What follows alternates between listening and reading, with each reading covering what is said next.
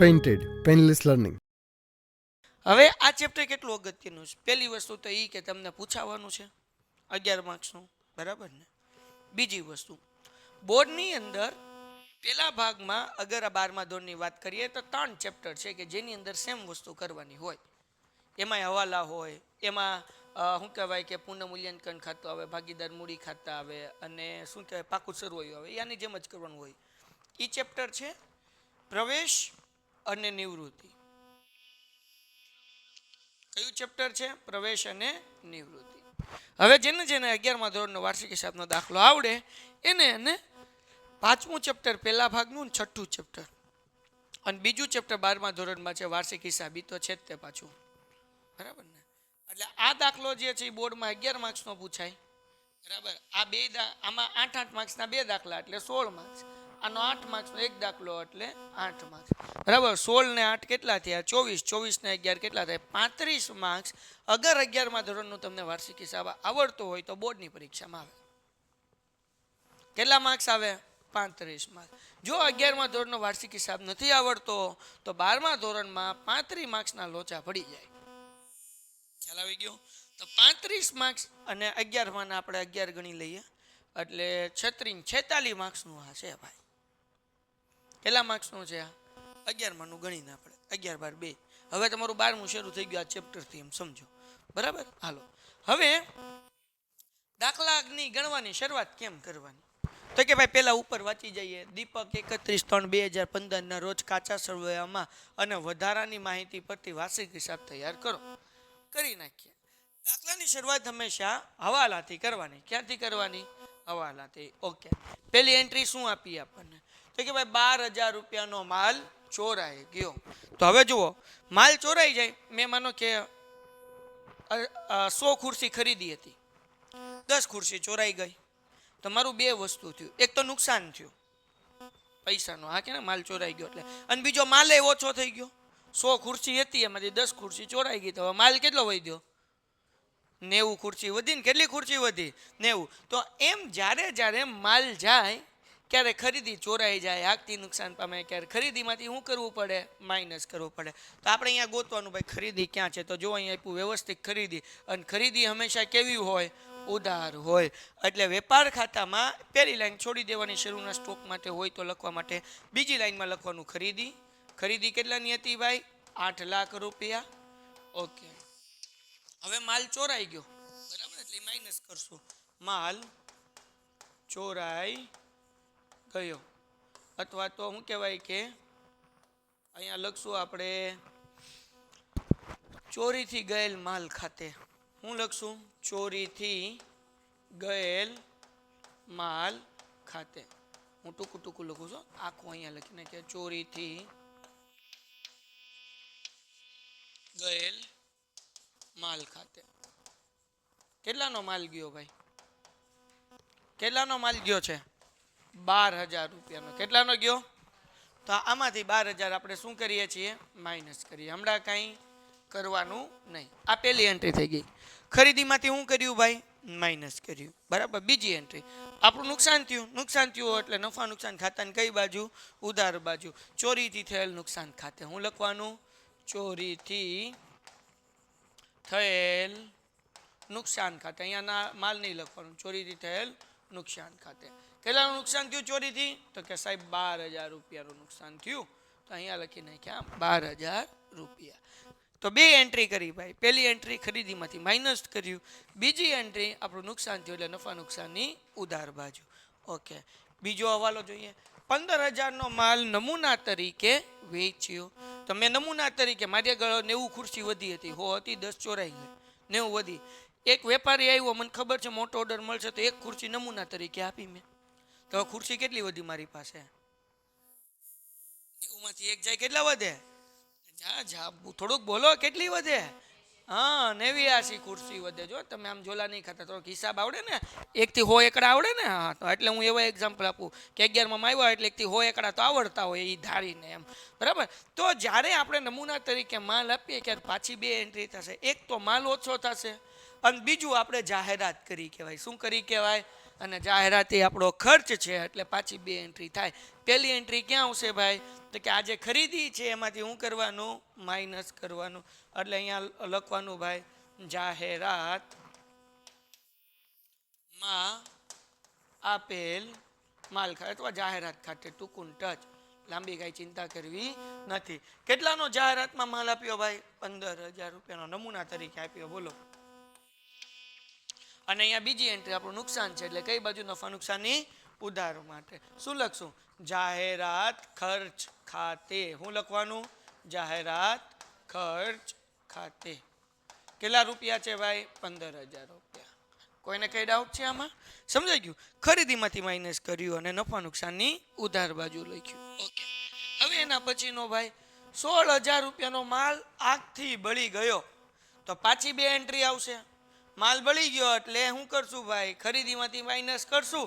નુકસાન થયું એટલે નફા નુકસાનની જમા બાજુ. બરાબર ને? ઉધાર બાજુ. મને આવડે નહીં, જરાક શીખવાડજો. તો અહીંયા લખશું ભાઈ આગથી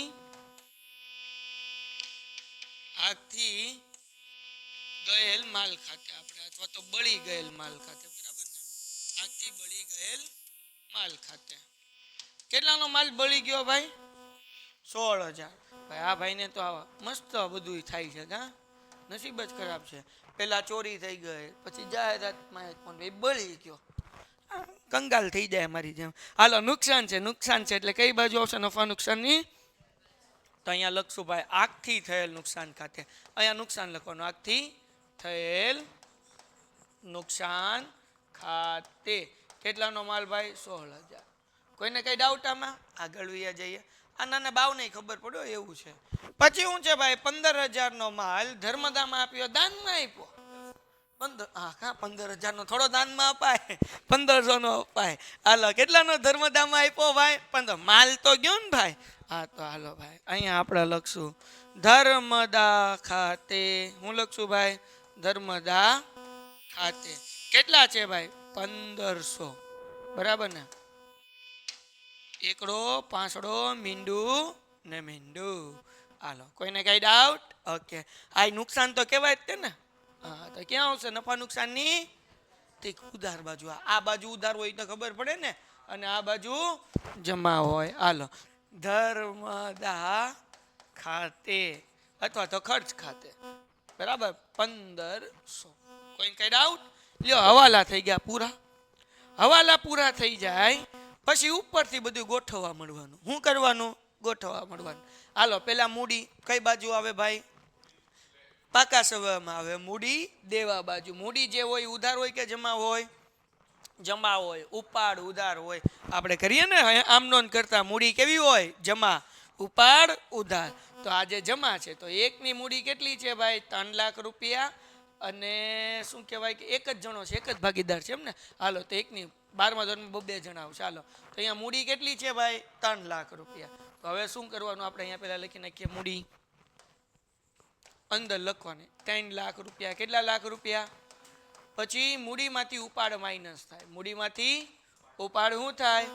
માઇનસ. જાગો જ બધાય? હાલો, મૂડીમાંથી ઉપાડ માઇનસ કરીએ. કેટલાનો ઉપાડ છે? હા, 18,000. જરાક સોપડીમાં જોતા રહેજો, આમાં બીંડું વધી ઘટી ગયું હોય પછી છેલ્લે જવાબ નહીં આવે. 18,000. હાલો, ડન થઈ ગયું ભાઈ. કદાચ ભૂલ પડી હોય તો વાંધો આવવો જોઈએ નહીં. એના પછી વ્યવસ્થિત ખરીદી. તો ખરીદી લખાઈ ગઈ કે બાકી છે?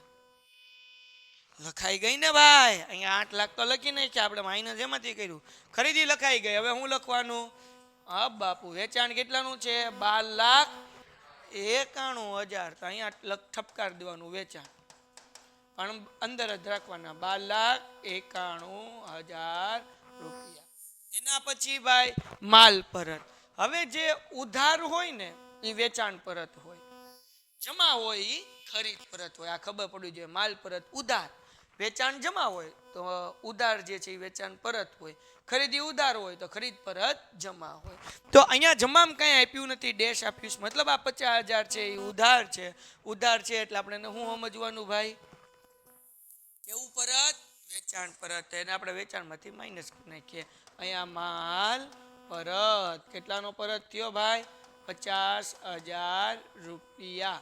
હવે જે વધે એના પછી આપણે છેલ્લે જવા દેવું બહાર, હમણાં કંઈ નથી કરવું. હાલો માલ પરત વટાવ. વટાવ બે જાતના હોય, ઉધારે હોય અને જમાય હોય. આપણને મળ્યો હોય તો ફાયદો, જમા આપણે આપ્યો હોય તો ઉધાર. તો નફા નુકસાનની બાજુ આવે. ઉધાર હોય તો ઉધાર બાજુ, જમા હોય તો ઓકે. તો કેટલાનો છે? 6,000 અને 8,000, બરાબર ને? તો અહીંયા લખી નાખીએ કટાવ, એટલે સોરી વટાવ કેટલાનો છે ભાઈ? 6,000 અને 8,000. અહીંયા લખી નાખું કટાવ કે વટાવ. હા, ઊંઘતા નહીં હો કોઈને કરાયું. હાલો એના પછી ભાડું. ભાડું આપણું અગર ઉધાર આપ્યું તો નફા નુકસાનની ઉધાર બાજુ લખવાનું, જમા આપ્યું તો જમા લખવાનું, નફા નુકસાનમાં આવે. તો ભાડું કેટલાનું છે ભાઈ? 7,000નું. કેટલા હજારનું? 7,000. તો અહીંયા લખી નાખીએ ભાડું. ઉધાર આપ્યું મતલબ સમજવાનું કે આપણે આપ્યું, જમા આપ્યું એનો મતલબ એવો થાય આપણને મળ્યું. ટમ પછી શું છે? દેવાદારો અને લેણદારો.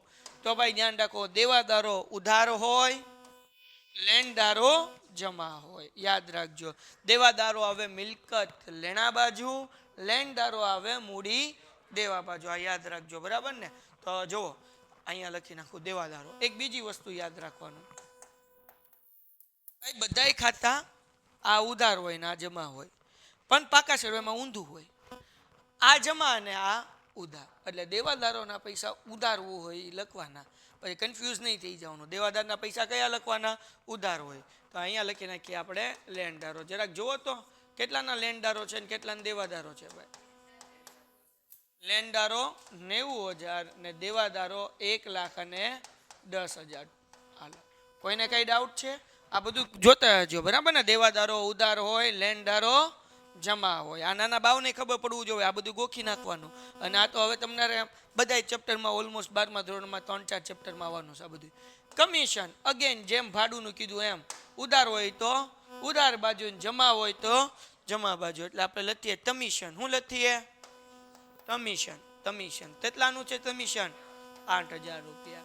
હાલો જોતા જાજો, જરાક ચોપડી ખુલ્લી રાખો, બધું તમારે કહેવાનું. હાલો કમિશન થઈ ગયું. પછી હુંડીઓ.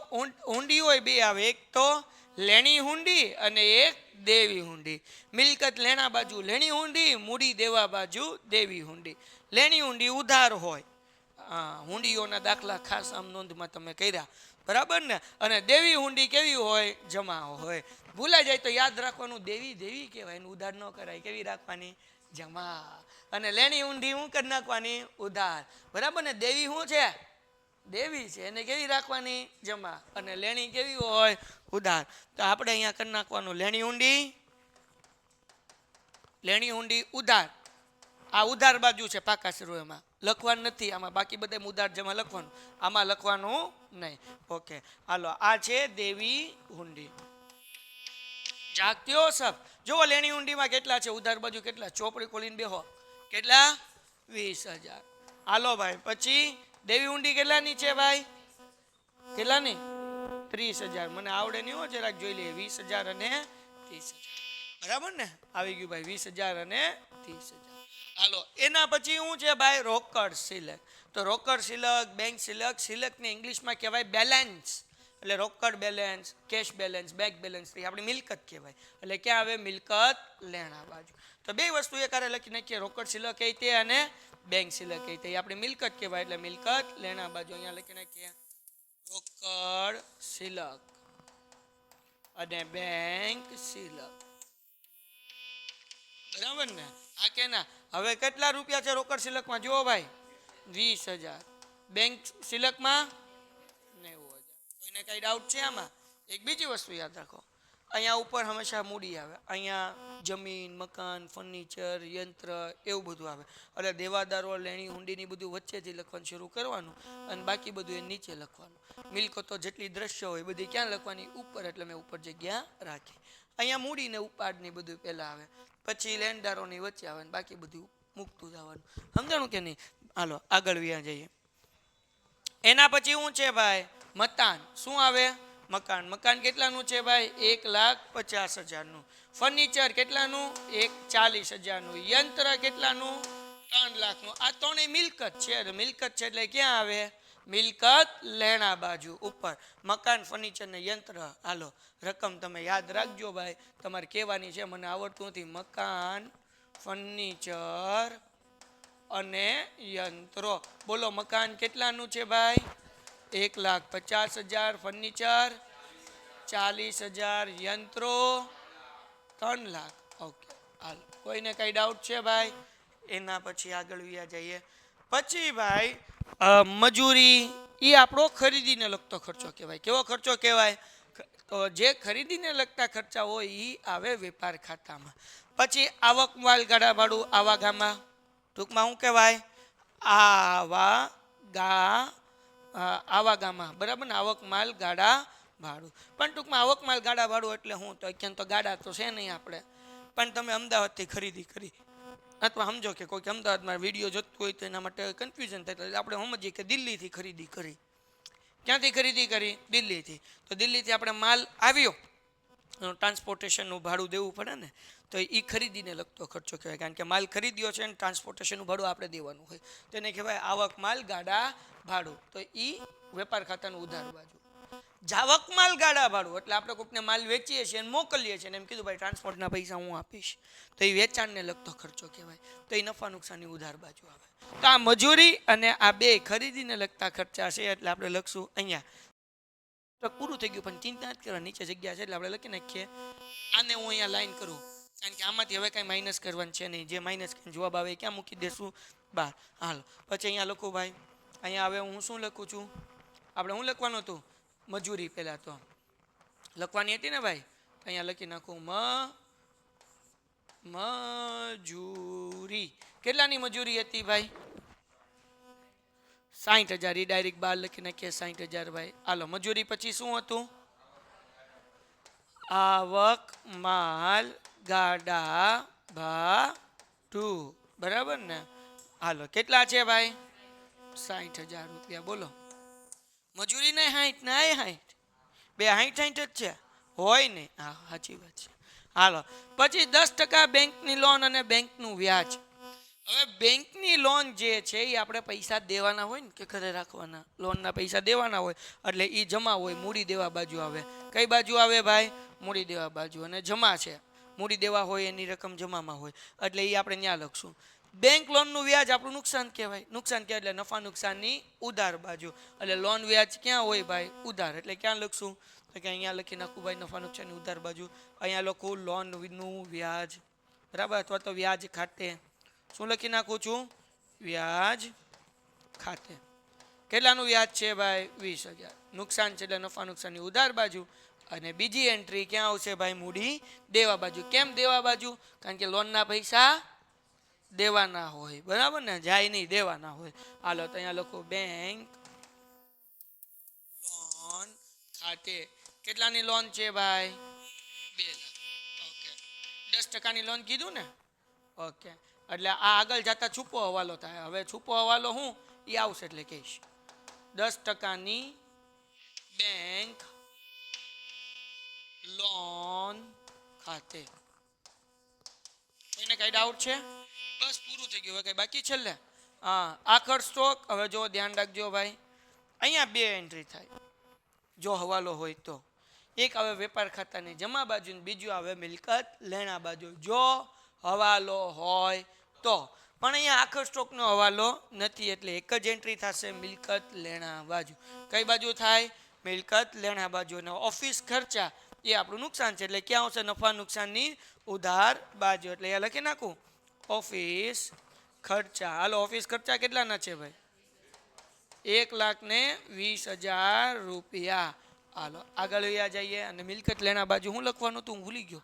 હા આખર સ્ટોક. જો હું થોડોક અભણો જરાક જોજો. આખર સ્ટોક. હાલો બસ પૂરું થઈ ગયું. કેટલાનો છે ભાઈ? હવે ફટાફટ કેલ્ક્યુલેટર હાથમાં પકડો એટલે દાખલો પૂરો થાય. હવે જરાક ધ્યાન રાખજો ભાઈ. અહીંયા આપણને 12,91,000 આપ્યા. માલ પરત એમાંથી 50,000 માઇનસ કરો. કેટલો જવાબ આવશે? બોલો કેટલો જવાબ આવે ભાઈ? 12,41,000 રૂપિયા. તો હવે આ બાજુ માઇનસ કરી નાખો. 8 લાખમાંથી 12,000, 15,000, 16,000 ને 1,500. 7,45,000 55,500. હવે આપણે આનો શું કરવાનો ભાઈ? ટોટલ કરવાનો. તો જુઓ જરાક ધ્યાન રાખો, ખાતા બંધ કરવાના, જેમ રોકડ મેલની અંદર તમે ખાતા બંધ કરતા એવી રીતના બે બાજુમાંથી કઈ બાજુનું ટોટલ વધારે છે? તો કે આ બાજુનો. ઓકે, તો જુઓ જરાક ધ્યાન રાખજો, મને આવડતું નથી. તો હવે આનો ટોટલ કરીએ એટલે ટોટલ કેટલો આવશે ભાઈ? 12,41,000. બરાબર ને? અહીંયા લખી નાખું 12,41,000. અને એમાંથી આ માઇનસ કરો. 12,41,000માંથી 7,55,500, 60,000 કેટલા આવ્યા? આને કહેવાય કાચો નફો. શું કહેવાય? કાચો નફો. કેટલો આવ્યો ભાઈ? 3,65,500. બરાબર ને? આ આપણને મળી ગયો કાચો નફો. આ શું મળી ગયો? કાચો નફો. કેમ મળ્યો? આમાંથી આ 2-3 રકમ માઇનસ કરીએ એટલે આ મળ્યું. હવે ઈ જે મળ્યો અહીંયા મૂકી દેવાનો, અહીંયા લખી નાખીએ કાચો નફો. ક્રોસ એન્ટ્રી કરવાની. જો આ બાજુ તફાવત આવ્યો હોત તો ખોટ આવત, તો ઈ આપણે ઉધાર બાજુ લખત. ઓલું ઉધાર બાજુ તફાવત આવ્યો તો ક્યાં લખવાનો? જમા બાજુ. હાલો, કેટલો આવ્યો? 3,65,500. એમાં પ્લસ કરી ગયો 3,65,500. કેટલા થાય? 3,73,500. હા, સ્પીડ બધાની હજી થોડીક ઓછી છે. 3,73,500 ને એમાંથી ઉધાર બાજુ કરવા મળો માઇનસ. હાલો ભાઈ, 12,000, 15,000, 16,000, 1,500, 6,000, 7,000, 8,000, 20,000 ને 21. કેટલો જવાબ આવ્યો? 1,68,000. આને કહી દઈએ ચોખ્ખો નફો. શું કહેશું આપણે? ચોખ્ખો નફો. કેટલો આવ્યો? 1,68,000. ડન છે. અને આ નફો છે એ શું થશે? પ્લસ થશે મૂડીમાં, એટલે અહીંયા લખું વત્તા નફો. કેટલો આવે ભાઈ? 1,68,000 રૂપિયા. હાલો, તો પહેલા તો આ ઉપાડમાંથી માઇનસ કરવાનું હતું, એટલે 3 લાખમાંથી 18,000 માઇનસ કરો અને 1,68,000 પ્લસ કરો. અમારે અલાદીનનો ચરાગ કાઢવો જ પડશે. હાલો જુઓ શું છે? 3 લાખ. 1, 2, 3, 4, 5. પછી શું કરવાનું? માઇનસ 18,000. 1, 2, 3 વત્તા 1,68,000. 1, 2, 3. એટલે જવાબ કેટલો આવે? 4,50,000 રૂપિયા. કેટલા આવે? 4.5 લાખ. હવે 4.5 લાખની અંદર આ પ્લસ કરો તો 4.5 માં 2 લાખ નાખો એટલે 5.5, 6.5. એમાં 9 ને 3 12 નાખો એટલે 7,20,000 રૂપિયા. કરી લેજો ભાઈ, મેં તો મોઢે કર્યો છે. 7,20,000. આનો ટોટલ કરો તો એનો ટોટલ એ 7,20,000 આવવો જોઈએ. ન આવે તો સમજવાનું કે આપણા દાખલામાં ક્યાંક લોચા છે. બે બાજુ જવાબ હરખા જ થવા જોઈએ. કરો કરો કરો કરો, ફટાફટ કરો. હાલો હાલો, આનો ટોટલ કેટલો થાય? 7,70,000 રૂપિયા. આનો ટોટલ થાય છે 7,70,000 કે નથી થતો બાપા? થઈ ગયો 7,70,000. હાલો ભાઈ, જો ન થાય તો સમજવાનું દાખલામાં શું છે? લોચા. લ્યો ભાઈ, દાખલો થઈ ગયો પૂરો. Painted Painless Learning.